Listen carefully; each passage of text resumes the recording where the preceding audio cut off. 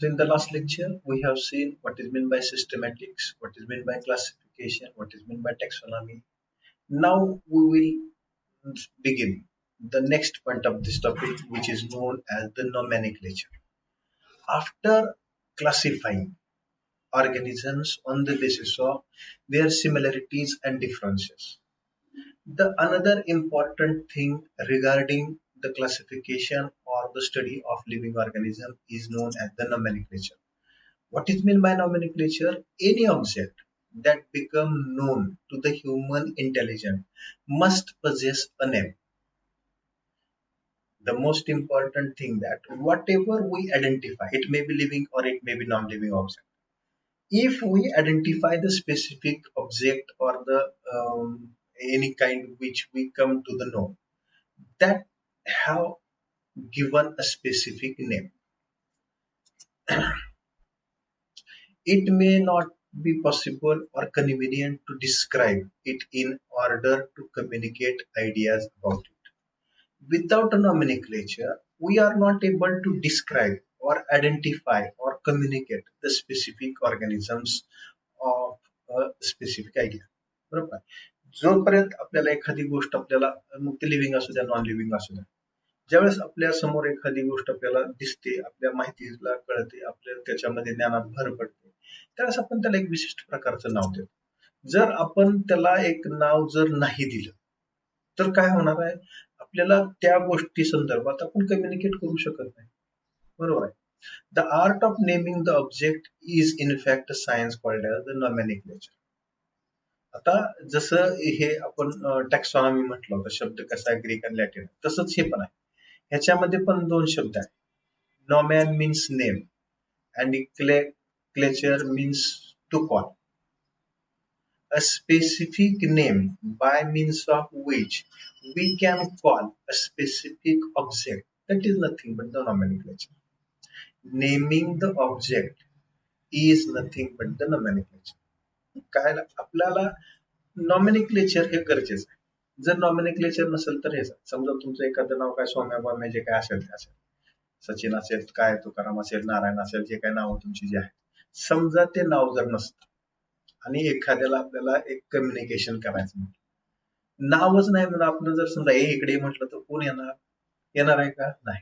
पण त्याच्या ऐवजी जर समजा आपण त्याला त्याच्या नावाने हाक मारल्यावर सचिन इकडे, हा तर बरोबर ते एखाद्या व्यक्ती, आणि ते जर नसेलच तर आपण काय करू शकत नाही, कम्युनिकेट करू शकत नाही.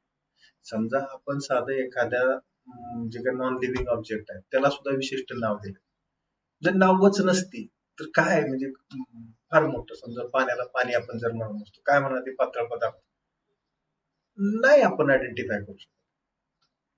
So to identify a specific object or the any kind of living organisms that have to given a specific name, that the process of naming object is nothing but the nomenclature.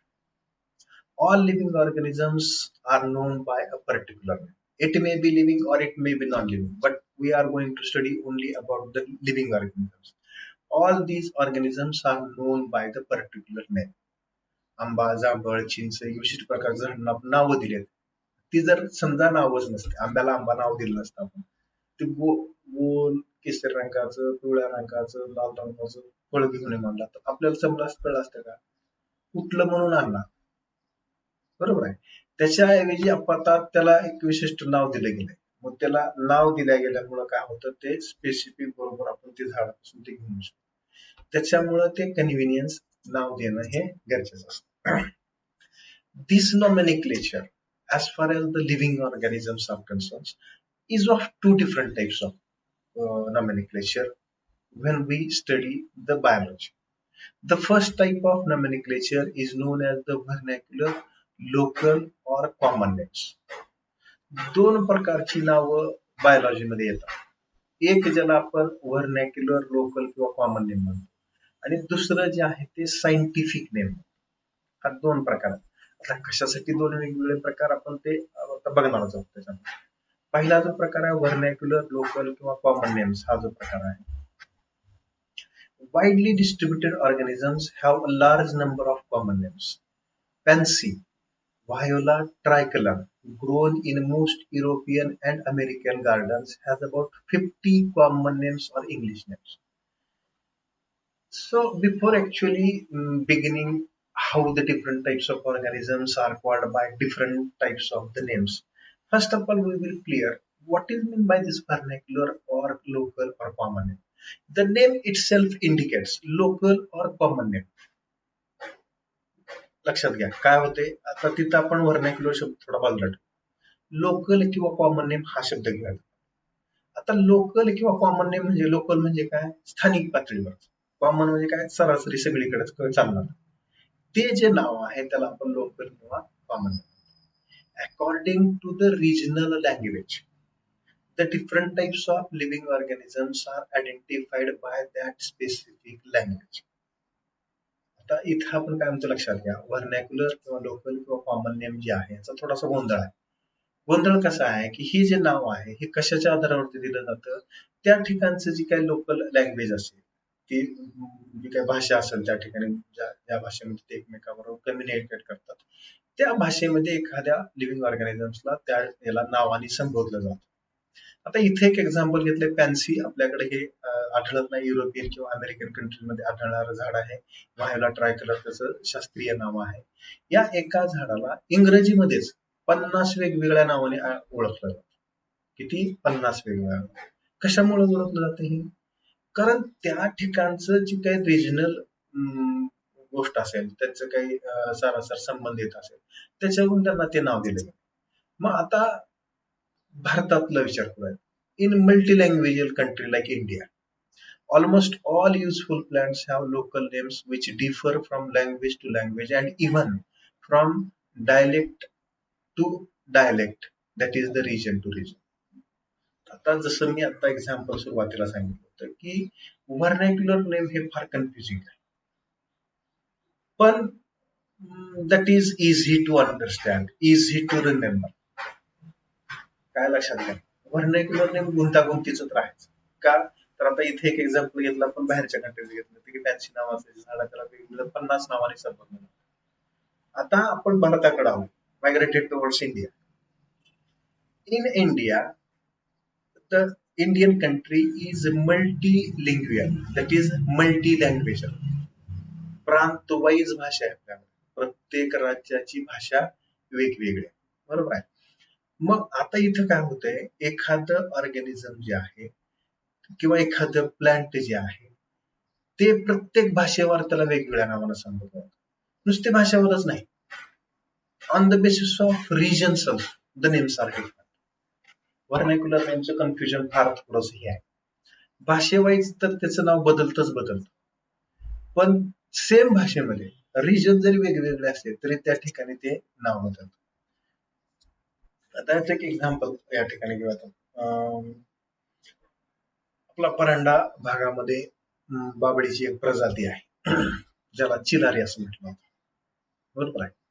हेच आपण सोलापूर साईडला जर गेलं तर त्याला बल्लाळी असं म्हटलं जातं. दुसरी एक ज्या ठिकाणी पाणी साठलेली जागा असते त्या ठिकाणी वनस्पती वाढते, आपल्याकडे त्याला महानंदा म्हटलं जातं. त्याच झाडाला आपण जर समजा इकडं कोल्हापूर साईडला गेलं किंवा इकडं दौंड साईडला गेलं तर त्याला बेशरम म्हटलं जातं. काय म्हटलं होतं? बेशरम. आपण काय म्हणतो त्याला? महानंदा. आता इथे आपण काय म्हणलं होतं का, ते कशाच्या आधारावर बदल? Region to region. Names changes according to the language to language. In addition to that, they can be changes region to region. नुसतं याच्यातच बदलतं असं नाही, भाषेतच बदलत आहे. आपली मराठीच भाषा, आपण त्या झाडाला काय म्हणतो? महानंदी म्हणतो. तेच कोल्हापूर साईडला किंवा इकडं जाऊन पुणे साईडला गेलो तर त्याला बेशरम म्हणतो. आता मी काय म्हणलो होतो, ही नावं जी दिली जातात, कॉमन नेम किंवा लोकल नेम किंवा व्हर्नॅक्युलर नेम जे आहे, अकॉर्डिंग टू द कन्व्हिनियन्स, त्यांच्या कन्व्हिनियन्स किंवा त्या ठिकाणचे काय. आता हे जे आता एक्झाम्पल आपण घेतो, महानंदी जे म्हटलं, आपल्याकडे महानंदा म्हटलं जातं, तिकडे बेशरम म्हणतात. कशामुळे बेशरम म्हटलं जातं? त्या झाडाची थोडा जरी फांदीचा तुकडा जर कुठं पडला तर त्याच्यापासून नवीन झाड उगवतं. ते सहजासहजी मरतच नाही, त्याला काढून टाकलं तर परत उगवतं. मग अशा गोष्टीला आपण एखाद्याला जा म्हणलं तर ते जात नाही. आपण काय बेशरम आहे, जा म्हणलं तर जात नाही. तसं आहे त्याला. त्याला बेशरम का म्हटलं तर त्याला काढून टाकलं तरी जात नाही, मग त्याला बेशरम. म्हणजे असं काय होतंय की एखाद्या झाडाला, तेच झाड फक्त काय होतं, त्यांची लँग्वेज असेल किंवा त्यांचं रिजन असेल, त्या ठिकाणची लोकॅलिटी असेल, ह्या गोष्टींवरनं काय होतं, लोकल नेम जे आहे ते बदलतं. परंतु याचा फायदा काय होतो लक्षात घ्या. हे जे नाव आहे लक्षात ठेवायला सोपं जातं. का तर आपण काय ते जे नाव दिलेलं आहे आपल्या भागामध्ये, आपल्या रिजन मध्ये ते नाव दिले, आपल्या स्वतःच्या भाषेमध्ये, स्वयंबोली जी भाषा आहे त्या भाषेमध्ये ते नाव दिले, त्यामुळे ते लक्षात ठेवायला फार सोपं जातं, ते विसरतच नाही. त्याच्यामुळे व्हर्नॅक्युलर नेम्स कॉमन जास्त प्रॅक्टिसली वापरले जातात, जास्तीत जास्त वापर हा व्हर्नॅक्युलर नेम्स होतो. आता दुसरं एक एक्झाम्पल घेऊया. As in Ayurvedas mango, the scientific name is Mangifera indica, हे आता लक्षात ठेवू नका, आपण पुढे घेणार आहात ते काय असते तिथं बघा. Is known by over 50 different names all in the Sanskrit language. Now in India the mango plant is named by different names, इथं 50 तर म्हटले, पण जेवढ्या भाषा आहेत तेवढ्या भाषेत ते वेगवेगळं आहे. इथं संस्कृतचा फक्त उल्लेख केला आहे. परंतु भारतामध्ये जेवढ्या भाषा बोलल्या जातात त्या प्रत्येक भाषेमध्ये आंब्याच्या झाडाला वेगळ्या नावाने संबोधलं जातं. ते कसं ते आपण बघूयात. आता समजा एक एक्झाम्पल घेऊयात मँगोचं.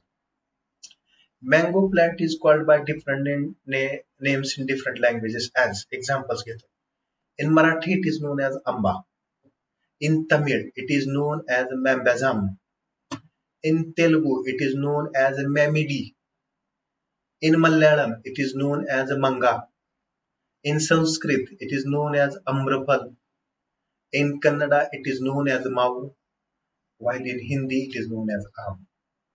2-3 सगळ्या भाषा घेतल्या नाहीत. आपल्या भारतामध्ये जेवढ्या भाषा घ्यायच्या म्हटलं तर ते सगळं बनून जाईल. ते इतक्या खोलात आपल्याला जायची गरज नाही त्याची. समजा म्हणजे आंब्याच्या झाडाला आपल्या जवळपासचे राज्य घेतले, लांबचे लांब गेलेलं नाही. त्याच्यामध्ये जर बघितलं तर इतका फरक आहे. जर समजा तुम्ही आपल्या जवळच्या याच्यात कर्नाटकात जर गेला आणि त्याला तिथं जर समजा मराठी बी कळत नाही, हिंदी बी कळत नाही, इंग्रजी बी कळत नाही, समजा ग्रामीण भागातला एखादा तो नागरिक आहे आणि त्याला तुम्ही म्हटलं जर त्या आंब्याचं झाड दाखव कुठं आहे, त्याला कळणारच नाही ना. का कळणार नाही त्याला? त्याला माहितीच नाही की त्याच्याकडे काय म्हणलंय कन्नडमध्ये माऊ म्हटलंय, मग त्याला ते सांगायला लागेल, मग तो ओळखेल. म्हणजे हा प्रकार इथं आहे. दुसरं एक एक्झाम्पल बघा. The sweet potato is called in Marathi रताळू. मराठीमध्ये या स्वीट पोटॅटोला, हे स्वीट पोटॅटो इंग्रजी नाव आहे, हे मँगो पण इंग्रजी नाव आहे, स्वीट पोटॅटो इंग्रजी नाव. आपल्याकडे मराठीमध्ये त्याला आपण काय म्हणतो, रताळ म्हणतो.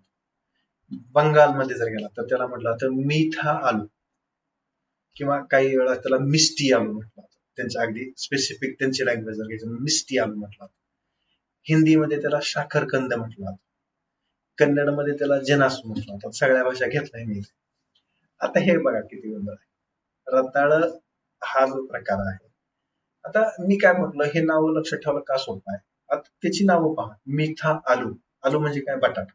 परंतु रताळ कसं असतं, गोड असतं, म्हणून त्याला बेंगालमध्ये काय म्हटलं जातं, मिठा, किंवा त्यांचं अगदी स्पेसिफिक त्यांचीच भाषा घ्यायची म्हणून मिष्टी म्हटलं जातं. गोड गोड गोष्टीला ते मिष्टी म्हणतात, म्हणून ते मिष्टी आलू म्हणतात. संस्कृतमध्ये जे आहे त्याला साखरकंद म्हटलं जातं.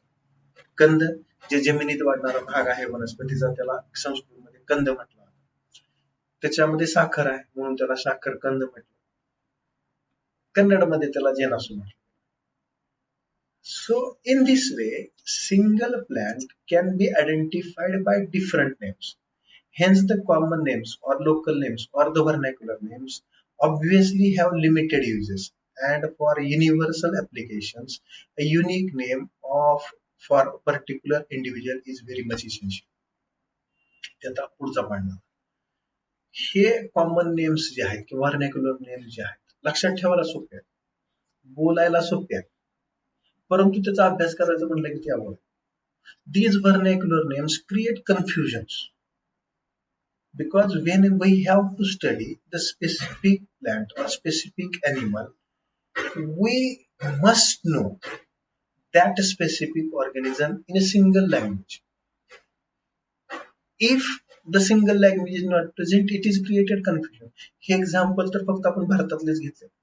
भारताच्या बाहेर रशियामध्ये गेला, चायनामध्ये गेला, जपानमध्ये गेला, तर तिथं त्यांच्या रिजनल लँग्वेज वेगळ्या आहेत. ते इंग्रजी बोलत नाहीत. रशियाचं रशियन बोलते, जपानचे जापनीज बोलते, चीनचे चायनीज बोलते. मग प्रत्येक देशाची भाषा वेगळी आहे.